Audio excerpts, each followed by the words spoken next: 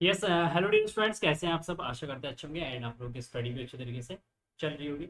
सो आज के सेशंस में बेटा हम डिस्कस करेंगे जो विमीय विश्लेषण हम कर रहे थे। विमीय विश्लेषण का सेकंड उपयोग यहाँ पे हम करेंगे बेटा। ठीक है। सेकंड उपयोग, पहले उपयोग में हमने डिस्कस किया था एक पद्धति के मात्रकों को दूसरे पद्धति के मात्रकों में कैसे बदलते हैं। ठीक है, वो पार्ट हमने डिस्कस किया है। आज के इस सेशंस के अंदर हम डिस्कस करेंगे किसी भौतिक समीकरण के विमीय संतुलन का परीक्षण करना। मतलब कोई भी एक हमारे पास भौतिक समीकरण दे रखा है, फिजिकल इक्वेशंस हमारे पास दे रखा है, उस इक्वेशंस को बीमीय विधि से चेक करना है कि जो इक्वेशंस दे रखे हैं बेटा क्या वो इक्वेशंस करेक्ट है या इनकरेक्ट है। ठीक, उसको हम चेक करेंगे बीमीय विधि से। ठीक है, और इसके बहुत सारे न्यूमेरिकल्स भी इस सेशंस के अंदर करने वाले हैं। तो आपसे रिक्वेस्ट है, अगर आप सीखना चाहते हैं फिजिक्स तो वीडियो को एंड तक जरूर देखिएगा। अगर आपको आता है तो आप वीडियो को यहीं पे छोड़ सकते हैं। ठीक है, बट अगर आपको वीडियो देखना है बेटा तो एंड तक जरूर देखिएगा। ठीक है, तो चलिए किसी भौतिक टॉपिक है हमारा आज का टॉपिक है किसी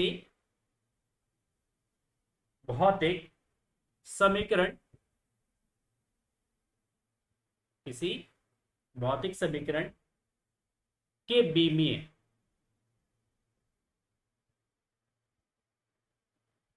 संतुलन का परीक्षण कर।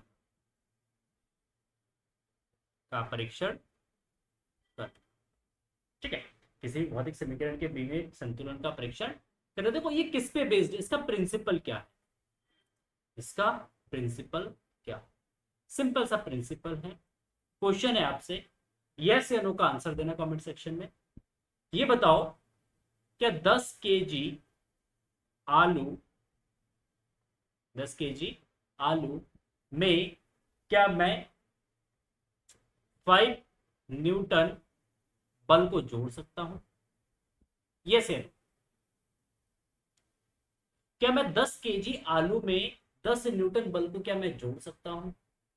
क्या 10 मीटर लंबाई में, 10 मीटर लंबाई में क्या मैं 20 सेकेंड टाइम को जोड़ सकता हूं। आपको ऐसा ये कैसी बातें कर रहे हो, ये किस तरीके की बातें कर रहे हो, मतलब बेवकूफ वाली बातें कर रहे हो आपसे। 10 kg में 5 न्यूटन को कैसे जोड़ सकते हो, 10 मीटर में आप 10 सेकेंड को कैसे जोड़ सकते हो, ये तो पॉसिबल ही नहीं है। तो इसका मतलब कि हम डिफरेंट डिफरेंट अगर भौतिक राशियां है तो केजी द्रव्यमान है, न्यूटन बल है, तो इसका मतलब केजी और द्रव्यमान को हम जोड़ नहीं सकते हैं। सॉरी, केजी और द्रव्यमान, सॉरी, मतलब द्रव्यमान और बल को हम नहीं जोड़ सकते हैं, उसको ऐड ही नहीं कर सकते। तो इसका मतलब जब हम किसी दो भौतिक राशियों को जोड़ते हैं या दो भौतिक राशियों को घटाते हैं तो उस केस में वो दोनों भौतिक राशियां क्या होनी चाहिए, समान। आप 10 किलो में, 10 kg में आप 50 kg को ऐड कर सकते हो तो ये 60 kg हो जाएगा। आप 5 न्यूटन में आप 3 न्यूटन को ऐड कर सकते हो, ये आपका 8 न्यूटन हो जाएगा। सेम डायरेक्शन में होंगे तो आप यहाँ पे 10 मीटर में आप 50 मीटर जोड़ सकते हो, ये 60 मीटर आ जाएगा। ये कर सकते हैं, ये पॉसिबल है, बट ये पॉसिबल नहीं है। तो इसका मतलब हम जोड़ भी सकते हैं, हम घटा भी सकते हैं, लेकिन कंडीशन है कि वो भौतिक राशियां समान होनी चाहिए, एक जैसी होनी चाहिए, इक्वल होनी चाहिए, तभी हम उसको ऐड या सब्ट्रैक्ट कर सकते हैं। अच्छा सर ऐसा होता है क्या, मैंने कहा बिल्कुल। तो इसका मतलब है अगर कोई भी भौतिक राशि है, अच्छा देखो एक दूसरी चीज यहाँ पे देखो, अगर हमें इन दोनों को जोड़ा है तो कितना आया 60 kg। क्या हम 10 kg और 5 kg को अगर हम जोड़ेंगे क्या ये 15 न्यूटन आएगा। क्या हम 10 kg में 5 kg को अगर जोड़ेंगे तो क्या 15 न्यूटन आएगा। सर फिर आप बेवकूफ वाली बात कर रहे हो, 10 kg में 5 kg जोड़ के कैसे 15 न्यूटन आ जाएगा। यहाँ तो 15 kg आएगा, मतलब न्यूटन नहीं आएगा, यहाँ पे kg आएगा। मतलब एलएचएस में जो फिजिकल क्वांटिटी है वही फिजिकल क्वांटिटी आपको आरएचएस में भी मिलेगा। जो फिजिकल क्वांटिटी आपका एलएचएस में है वही सेम आपको कहाँ मिलेगा भाई, आरएचएस में भी मिलेगा। मतलब आप द्रव्यमान और द्रव्यमान को जोड़ोगे तो आपको द्रव्यमान ही मिलेगा, अगर आप बल और बल को जोड़ोगे तो आपको बल ही मिलेगा, आप लंबाई लंबाई को जोड़ो तो आपको लंबाई ही मिलेगा, कोई क्वांटिटी चेंज नहीं होगा। तो इसी पे बेस ये जो प्रिंसिपल मैंने आपको यहाँ पे बताया, ये जो चीजें मैंने आपको बताया था, इसको बोलते हैं प्रिंसिपल ऑफ होमोजेनिटी, एक समानता का सिद्धांत। ठीक है, तो इसका मतलब क्या हुआ, तो इसका मतलब यही हुआ, सिंपल सी बात है, सिंपल सी बात है कि जो भी हमारे पास भौतिक समीकरण होंगे, तो उस भौतिक समीकरण के अंदर जितने भी पद होंगे, उन सभी पदों की जो विमाएं हैं वो क्या होनी चाहिए, समान होंगे। द्रव्यमान द्रव्यमान की विमा समान होगी, बल बल की विमा समान होगी, लंबाई लंबाई की विमा समान होगी, समय समय की विमा समान होगी, दाब दाब की विमा समान होगी। एलएचएस में भी आपका दाब है, आरएचएस में भी आपका दाब है, तो इसका मतलब एलएचएस की विमा और आरएचएस की विमा समान होगी। अरे बस समझ में, तो यहाँ पे एक चीज यहाँ पे मैं लिख के देता हूँ नोट यहाँ पे, या जो सिद्धांत जिस सिद्धांत पे काम करेगा। ठीक है, विमीय संतुलन की अवस्था की अगर बात करें, यदि यदि किसी भौतिक समीकरण, भौतिक समीकरण के सभी, यदि किसी भौतिक समीकरण के सभी पदों की विमाएं समान है, यदि किसी भौतिक समीकरण के सभी पदों की विमाएं समान है, सारे जितने भी पद आएंगे उन सभी पदों की विमाएं क्या होनी चाहिए, समान होनी चाहिए। अगर समान है तो ठीक है, यदि किसी भौतिक समीकरण के सभी विमाएं क्या भाई समान है, पदों की विमाएं समान है, तो भौतिक समीकरण, तो आपके जो भौतिक समीकरण है, भौतिक समीकरण विमीय संतुलन में,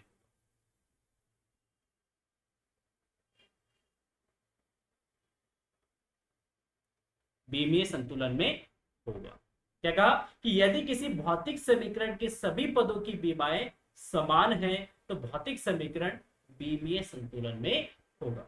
जैसे अगर हम एक समीकरण की बात करते हैं, v is equal to u plus a t, ये समीकरण है, इसको बोलते हैं गति का प्रथम समीकरण, है ना। अगर इस समीकरण में अगर हम चेक करें कि ये समीकरण विमीय संतुलन में है या नहीं है, तो उस केस में क्या करेंगे, उस केस में हम इसमें जितने भी पद है, कौन कौन से पद है, यहाँ पे v एक पद है, स्मॉल u दूसरा पद है, ए टी आपका तीसरा पद, तो इन तीनों की जो विमाएं है बेटा वो क्या होनी चाहिए, समान होनी चाहिए, वो इक्वल होनी चाहिए, वो इक्वल होनी चाहिए। तो v is equal to u plus a t, ये जो आपका इक्वेशन है, इसमें देखते हैं v की विमा, तो हम यहाँ पे निकालते हैं v की विमा, v क्या यहाँ पे बेग है, बेग की विमा क्या था, एल टी माइनस वन। ठीक है, u is equal to, sorry u की विमा, u क्या है यहाँ पे प्रारंभिक बेग है बेटा, और प्रारंभिक बेग है तो बीमा हो जाएगा एल टी माइनस वन। और आपका नेक्स्ट है ए टी, तो ए टी की बीमा जो है, ए टी की बीमा क्या हो जाएगा, a l T minus one, sorry a त्वरण है, त्वरण की बीमा माइनस टू होता है, इंटू टी की बीमा हो जाएगा टी, तो अगर आप इसको सॉल्व करोगे तो एल टी माइनस वन क्या जाएगा, एल टी माइनस। तो इन तीनों पदों की विमाएं समान है, ये L T minus one, L T minus one, L T minus one, तीनों पदों की विमाएं समान है। आप यहां पे लिख सकते हैं तीनों पदों की विमाएं समान है, इसलिए यह विमीय संतुलन में, इसलिए यह विमीय संतुलन में है। तो आप यहाँ पे बोल सकते हैं कि जो इक्वेशन हमारे पास दे रखे हैं बेटा, ये जो इक्वेशन है ये आपका विमीय संतुलन में। ओहो बहुत बढ़िया, सर समझ में आ गया। अच्छा ऐसा इतना सिंपल होता है, बिल्कुल इतना सिंपल है चेक करना किसी भी इक्वेशन को कि ये वो इक्वेशन विमीय संतुलन में है या नहीं। ठीक है, चलो इसके कुछ क्वेश्चंस करते हैं। देखो यहाँ पे कुछ क्वेश्चंस करते हैं, तो आप देख सकते हो बेटा।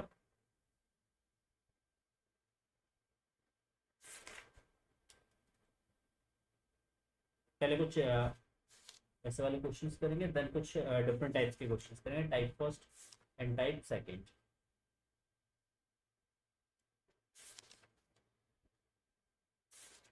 अंकित प्रश्न बहुत कम दे रखा है भैया। ओह, चलो देखो, क्वेश्चन है निम्न, क्वेश्चन है निम्न भौतिक समीकरणों के विमीय संतुलन की जांच कीजिए, जांच कीजिए। आपको ये बताना है जो भौतिक समीकरण यहाँ पे लिखा हुआ है कि ये भौतिक समीकरण विमीय संतुलन में है या नहीं है।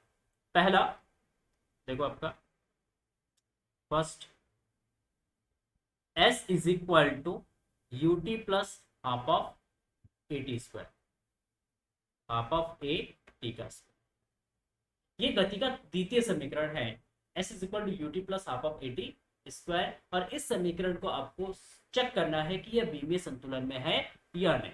चेक करो भाई, देखो तो सबसे पहले आप यहाँ पे किसका बीमा, किसकी बीमा निकालोगे, s की बीमा, s की बीमा भाई।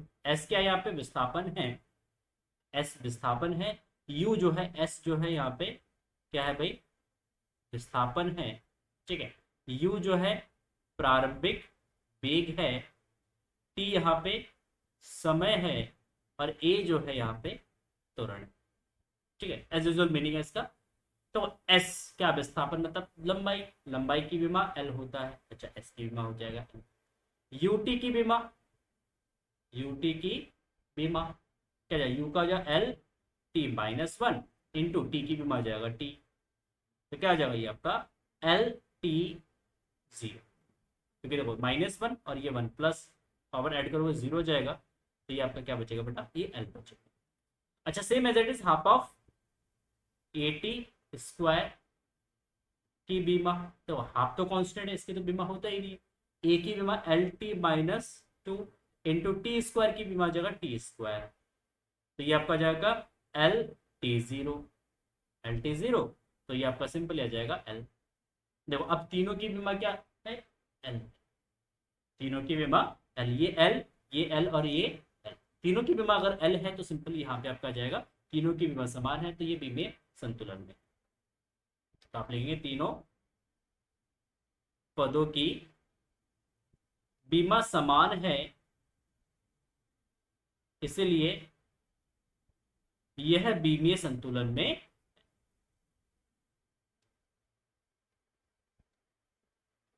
किसमें है, ये विमीय संतुलन।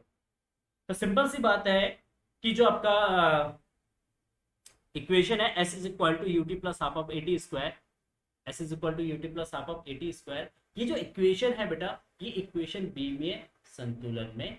कैसे चेक करा हमने, हमने इन तीनों के पदों की बीमाएं निकाल, हमने तीनों के पदों की बीमाएं लिख के हमने देखा कि तीनों की बीमाएं समान है, तो इसलिए ये विमीय संतुलन में हो जाएगा। ओहो बहुत बढ़िया।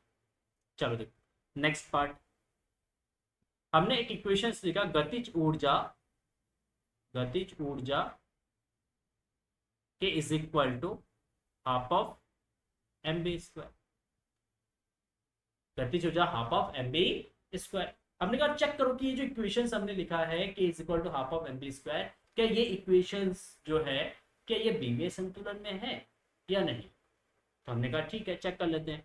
तो यहाँ पे सबसे पहले के की बीमा, के क्या है, गतिज ऊर्जा, ऊर्जा की बीमा क्या होता है भाई, कमेंट सेक्शन में लिखना। तो के की बीमा क्या है भाई, के ऊर्जा की जो बीमा होता है वो M L square T minus two. देखो बीमा याद होनी चाहिए बेटा, बीमा का पहला लेक्चर हमने लिया था बेटा, उसमें डिस्कस किया था कि किस तरीके से आप बीमा कैलकुलेट करेंगे, ठीक है। तो अगर आप उस वीडियो को नहीं देखा तो बेटा लिंक डिस्क्रिप्शन में आप जाकर उस वीडियो को देख सकते हैं। तो जो के की जो बीमा है वो क्या जाए, M L square T minus two हो जाएगा, यस बिल्कुल हो जाएगा। अच्छा भाई, तो half of m v square की बीमा, बताओ इसकी बीमा, हाफ कांस्टेंट है छोड़ दो उसको, एम द्रव्यमान बीमा हो जाएगा एम, बी क्या है यहाँ पे एल टी माइनस वन, तो एल टी माइनस वन का स्क्वायर, तो ये आपका जाएगा m L square T minus, क्या जाएगा m L square T minus two, तो M L square T minus two ये इसकी बीमा।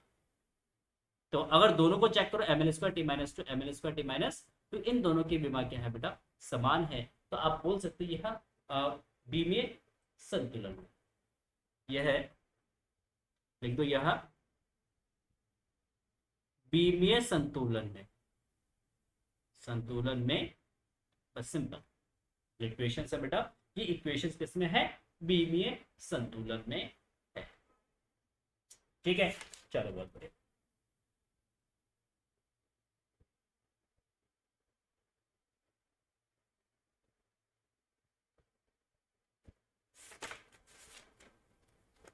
कुछ और इक्वेशंस अगर हम यहाँ पे निकाले, देखिए भाई कुछ और इक्वेशंस, देखो सेकंड इक्वेशन हम लेते हैं यहाँ पे, नेक्स्ट इक्वेशन थर्ड। ठीक है, आवर्तकाल, सिंपल पेंडुलम का जो आवर्तकाल है, आवर्तकाल t is equal to 2π√L/g, 2π√L/g। ये इक्वेशन है जहां पे L जो है वो लंबाई है, ठीक है, g जो है वो गुरुत्वीय त्वरण है, और t जो है यहाँ पे क्या है बेटा, आवर्तकाल।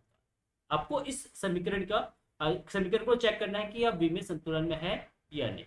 तो ठीक है, तो t is equal to 2π√L/g। तो यहाँ पे सबसे पहले t की विमा जो आवर्तकाल है, तो t है, t की विमा जो है वो क्या जाएगा भाई, t हो जाएगा। नेक्स्ट 2π√L/g की विमा क्या हो जाएगा भाई, तो इसकी जो विमा है ये हो जाएगा, तो 2π तो कांस्टेंट है, डायमेंशनलेस है, इसको छोड़ देंगे। बाकी आपका ये हो जाएगा सिंपल, देखो आपका √L की विमा L हो जाएगा, g क्या है, गुरुत्वीय त्वरण, और गुरुत्वीय त्वरण की विमा क्या होता है भाई, गुरुत्वीय त्वरण की विमा होता है LT - 2, LT - L से कैंसिल हो जाएगा, t को ले जाएगा ऊपर तो t² का रूट, तो कितना आएगा भाई, तो पहले वाले की विमा भी t है, इसकी विमा t है, दोनों की विमा समान है, तो आप लिख देंगे विमीय संतुलन में, विमीय संतुलन में। ठीक है, ये हमारा विमीय संतुलन क्लियर हो गया, यस बहुत बढ़िया सर, बहुत बढ़िया सर। अच्छा देखो कुछ एग्जाम्पल, कुछ होमवर्क्स देता हूँ मैं आपको, आप चेक करना उसको, ठीक है। फोर्थ पार्ट है, let's say half of mv² जो है mg h के बराबर है, जहाँ पे एज यूजुअल मीनिंग है, b हमारा वेग है, h जो है आपका हाइट, v जो है वो वेग है, और h जो है वो क्या है आपका ऊंचाई, क्या है ऊंचाई। ठीक है, नेक्स्ट इक्वेशन है E is equal to h nu, e यहाँ पे ऊर्जा है बेटा, न्यू आवृत्ति है, न्यू आवृत्ति है, ठीक है, और जो है एच जो है वो प्लैंक नियतांक, सबकी विभा मैंने करवा रखा है, देख लेना इसकी क्या विभा। तो एच जो है यहाँ पे क्या है, प्लैंक नियतांक है, प्लैंक्स कांस्टेंट हम इसको बोलते हैं।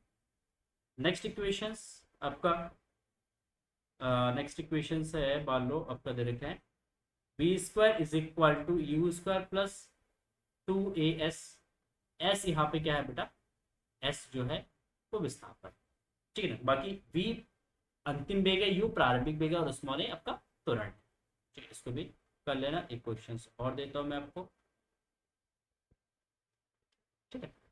नेक्स्ट इक्वेशन है कार्य w बराबर half of mv² minus half of mu², ठीक है, जहां पे एज यूजुअल मीनिंग है v प्रारंभिक, सॉरी v आपका अंतिम वेग है, u प्रारंभिक वेग है, और m जो है इसका द्रव्यमान। तो ये 4 क्वेश्चन है, इन चारों क्वेश्चन को आप जो है सॉल्व करेंगे, ये होमवर्क, ठीक। चलिए देखिए, इसके अलावा कुछ इसके और भी टाइप सेकंड क्वेश्चंस बनते हैं, राइट, सेकंड क्वेश्चंस बनते हैं बेटा, देखो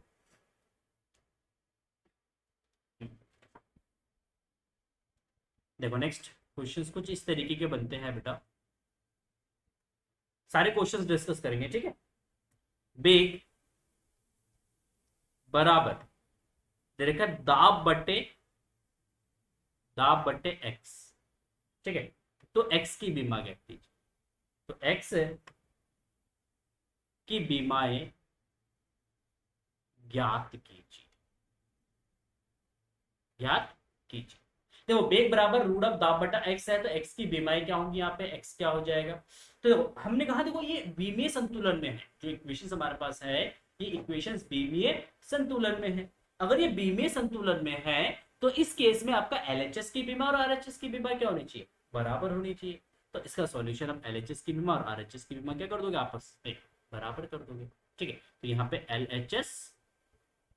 एलएचएस की जो बीमा है वो बराबर हो जाएगा आरएचएस की बीमा, आरएचएस की बीमा। ये कंडीशंस हम यूज करेंगे क्वेश्चन, दोनों पक्षों की बीमाओं को क्या कर देंगे, बराबर लिख देंगे। देखो इसका स्क्वायर दोनों पक्षों में स्क्वायर कर देना, तो ये v square is equal to P by x हो जाएगा। पी यहाँ पे दाब है, पी आपका बेग है, तो एक्स बराबर क्या जाए यहाँ से, तो एक्स बराबर P divided by v square. तो यहाँ पे एक्स की जो बीमा है, ये बीमा का सिंबल होता है पी की बीमा डिवाइडेड बाय वी स्क्वायर की। अच्छा यहाँ पे पी क्या है बेटा, दाब है, दाब की बीमा क्या होता है, याद होना चाहिए ml minus one T minus two divided by वेग, इसकी बीमा है एल टी माइनस वन का स्क्वायर का स्क्वायर। तो देखो ये आपका एम एल माइनस वन, ये आपका जो T minus two divided by, देखो ये आपका जो एल स्क्वायर और टी माइनस टू से T minus to cancel, L ऊपर जाएगा माइनस का हो जाएगा, ये minus two minus one minus three हो जाएगा। तो एम एल माइनस एक्स की जो बीमा है बेटा यहाँ पे वो हो जाएगा एम एल माइनस एक्स की जो बीमा है, ठीक है, एम एल माइनस, आप मुझे आइडेंटिफाई करके बताओ कि ये एक्स कौन सा फिजिकल क्वांटिटी जिसका dimension M L minus three होता है। एक्स को आइडेंटिफाई करो और मुझे कमेंट सेक्शन में लिखो कि यहाँ पे एक्स कौन सी भौतिक राशि है, जल्दी से लिखो। ठीक है, जल्दी से लिखो एक्स कौन सी भौतिक राशि है, बीमा चेक करो। एम एल माइनस थ्री किसका होता है, एम एल माइनस थ्री जिसका होगा वो बीमा हो जाए, सॉरी वो भौतिक राशि हो जाएगा एक्स के बराबर। ओहो भाई बहुत बढ़िया। देखो नेक्स्ट क्वेश्चन है, नेक्स्ट क्वेश्चन है,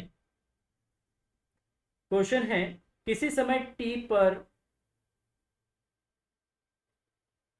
किसी समय टी पर एक कण का वेग समीकरण, एक कण का वेग समीकरण v is equal to a t के power three plus b t square plus c t द्वारा व्यक्त किया जाता है, द्वारा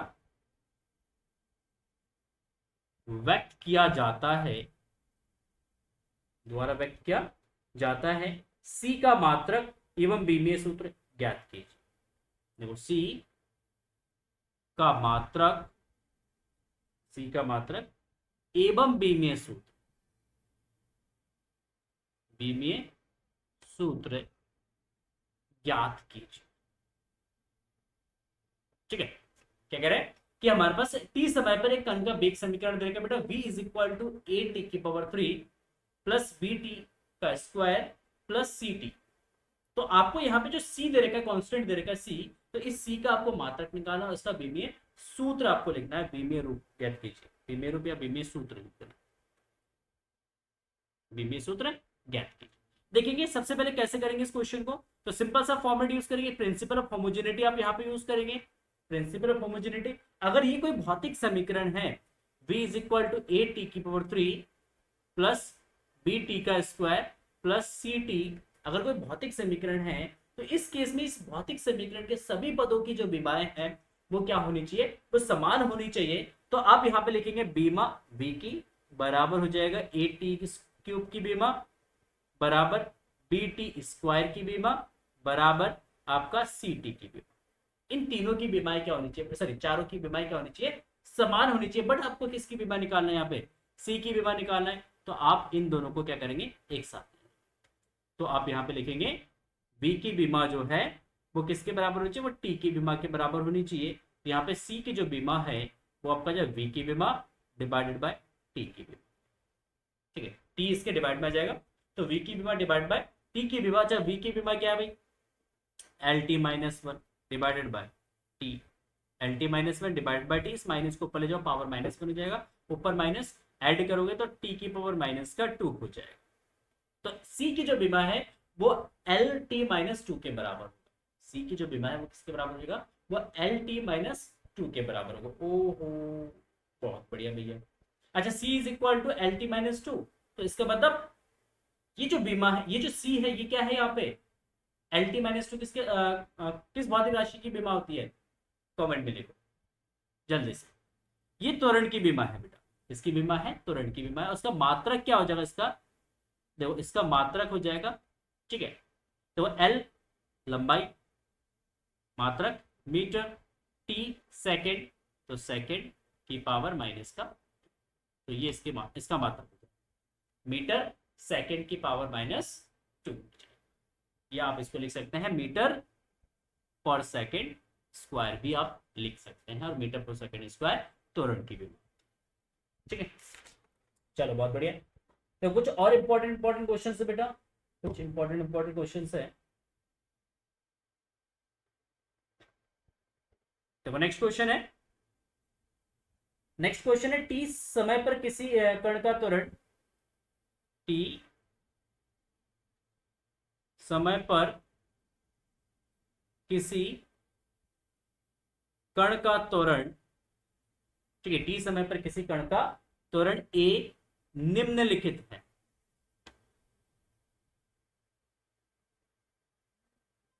निम्नलिखित है क्या तरीका बेटा? A is equal to capital a t, ठीक है, plus b upon c plus T square. तो नियतांक a comma b comma c की बीमाएं ज्ञात कीजिए, ठीक है। क्या? टी समय पर किसी कण का जो त्वरण है ए, वो निम्नलिखित है। समीकरण क्या तरीका है? A is equal to a t plus b upon c plus t का स्क्वायर। तो आपको यहां पे क्या करना है बेटा? आपको यहां पे ए बी और सी की जो बीमा है वो ज्ञात करो। तो सिंपल सी बात है, यहां पे भी हम क्या यूज करेंगे? Principle of homogeneity. हर एक टर्म्स की जो बीमा है वो क्या होनी चाहिए बेटा? वो समान होनी चाहिए। तो यहां पे हम सॉल्व करेंगे। तो यहाँ पे c प्लस टी का स्क्वायर है, c और टी स्क्वायर को जोड़ रहे हैं। तो स्टार्टिंग में याद करो, मैंने कहा था आप केजी को केजी के साथ जोड़ सकते हो, आप केजी को न्यूटन के साथ नहीं जोड़ सकते। तो यहाँ पे सेम वही फंडामेंटल रूल्स यहाँ पे अप्लाई होगा कि अगर c और t को अगर हम जोड़ रहे हैं टी स्क्वायर को, तो इसका मतलब c की जो बीमा है वो टी स्क्वायर की बीमा के बराबर होनी चाहिए। तो पहला, c की जो बीमा है वो किसके बराबर हो जाएगा? वो टी स्क्वायर के बीमा के बराबर हो जाएगा। टी स्क्वायर की बीमा टी स्क्वायर हो जाएगा, तो दैट्स ठीक है। तो सी के जो बीमा है बेटा वो किसके बराबर हो जाएगा? वो टी स्क्वायर के बराबर। ओह भाई बहुत बढ़िया। अच्छा सर, फिर मैंने कहा ए टी जो है इसकी जो बीमा है वो ए के बराबर होनी चाहिए सेकंड, क्योंकि ये दोनों आपस में बराबर है। केजी को जोड़ेंगे तो केजी ही मिलेगा। इसके बाद एलएचएस की बीमा आरएचएस की बीमा बराबर होनी चाहिए, हर एक टर्म्स की बीमा सब बराबर होनी चाहिए। तो मैंने कहा ठीक है भाई, देखो यहाँ पे ए की जो बीमा है वो किसके बराबर होनी चाहिए? वो ए टी के बीमा के बराबर होनी चाहिए, ए टी के बीमा के बराबर। हमने कहा ए की बीमा निकालना है, तो ए की जो बीमा है कैपिटल ए की वो जाए स्मॉल ए की बीमा, टी इसके डिवाइड में आ जाएगा टी की बीमा। अच्छा स्मॉल ए क्या है? त्वरण है, दे रखा है यहाँ पे, देखो त्वरण है, त्वरण की बीमा L T minus one divided by L T minus two divided by T divided by T. इसको अगर ऊपर ले जाओगे तो आपका जाए एल टी माइनस का 3। तो यहाँ पे ए की जो बीमा है वो एल टी की पावर माइनस 3 हो जाएगा। बहुत बढ़िया। एंड थर्ड केस में आपको बी की बीमा निकालना है, तो अगेन यहाँ पे स्मॉल ए की जो बीमा है वो इस पद की बीमा के बराबर, क्योंकि तीनों की बीमा आपस में बराबर है। तो यहाँ पे ए की बीमा बराबर, ऊपर देखो बी की बीमा डिवाइडेड, इस बी की बीमा divided by C plus T square की बीमा। तो यहां से अगर हम बी की बीमा निकालते हैं तो बी की जो बीमा है वो आपका हो जाएगा सिंपली सी की बीमा, सॉरी ए की बीमा into C plus T square की बीमा। तो ए यहाँ पे त्वरण है तो यहाँ पे L T minus two into C plus T square की बीमा, सिंगल बीमा लिखेंगे, प्लस में नहीं लिखेंगे, दोनों की सेम बीमा है और दोनों की सेम बीमा क्या है भाई? T square. ये आपका टी स्क्वायर है, मल्टीप्लाई करेंगे तो एल टी 0 हो जाएगा बेटा, और ये आपका एल हो जाएगा। मतलब जो बी की जो बीमा है वो किसके बराबर हो जाएगा बेटा? वो एल के बराबर हो जाएगा। किसके बराबर हो जाएगा? वो एल के बराबर हो जाएगा। ठीक हो गया? Is it clear? तो जो बी की जो बीमा है वो किसके बराबर हो जाए बेटा, वो एल के बीमा के बराबर, मतलब इसकी बीमा एल हो जाए। सिंपल सी बात। तो हमने तीनों की बीमा निकाल दी, तरीका आपने सीखा है, सबकी बीमाओं को आपस में क्या कर देंगे, इक्वल कर देंगे। ओके ठीक है, बहुत बढ़िया। अच्छा सर, एक दो क्वेश्चन और बता दो। हाँ, एक दो क्वेश्चन और करेंगे हम इसके। ठीक है, देख नेक्स्ट क्वेश्चन है, क्या कह रहे, वॉन्डरवॉल गैस समीकरण, वॉन्डरवॉल गैस समीकरण, वॉन्डरवॉल गैस समीकरण P plus a v square, P plus a upon v square, b minus small b is equal to are T. ये वॉन्डरवॉल गैस समीकरण है जहां पे P दाब है, V जो है वो वॉल्यूम है मतलब आयतन है, small a and small b आपका कांस्टेंट है, R गैस नियतांक है और T जो है यहाँ पे हमारा टेम्परेचर। ठीक है, मैं नियतांकों A तथा B के मात्रक की बीमारी लिखी, में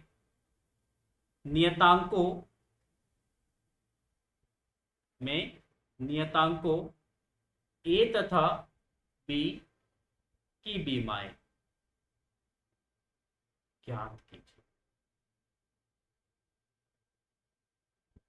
ठीक है, बीमाएं तथा, सॉरी एक चीज और छूट गया यहाँ पे, तथा मात्रा, मतलब यहाँ पे जो ए और बी है, स्मॉल ए और स्मॉल बी है, इसकी आपको बीमाएं निकालनी और इसके मात्रक भी आपको लिखने हैं।